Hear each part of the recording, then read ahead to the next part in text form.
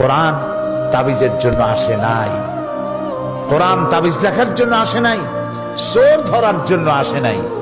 আমরা কোরআনের কাছে কখন যাই? মসজিদের ইমাম সাহেব মৌলানা সাহেবের কাছে যাই, হুজুর আমার তো বইয়ের স্বর্ণের চেন চুরি হয়ে গেছে, একটু চাউল পোড়া দেন। বিশ্বাস করুন, চাউল পোড়া দিয়া যদি চোর ধরা যেত, অন্তত মুসলিম রাষ্ট্রগুলিতে পুলিশের চাকরি থাকতো না। সমস্ত মুসলিম দেশের খানাগুলিতে চাকরি হতো মৌলভী সাহেবদের। সেখানে বস্তায় বস্তায় চাউল দিয়ে বলা হতো, আপনারা চাউল পড়বেন আর চোর ধরবেন। প্রিয় ভাই সব, জেন তাড়াবার জন্য আর চাউল পড়ে চোর ধরার জন্য কোরআন আসে নাই।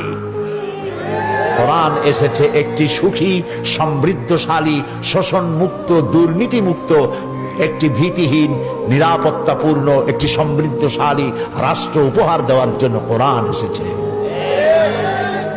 কোরআন শরীফ চোর ধরতে আসে নাই, চুরি বন্ধ করতে এসেছে। কোরআন ডাকাত ধরতে আসে নাই, ডাকাতি বন্ধ করতে এসেছে।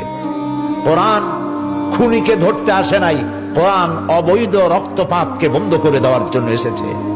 কোরআন স্বৈরাচারকে ধরার জন্য আসে নাই, স্বৈরাচারের কালো হাতকে চিরকালের জন্য অবশ করে দেওয়ার জন্য কোরআন এসেছে। এটি হচ্ছে সেই কোরআন। দুর্ভাগ্য, সেই কোরআন বুঝি না।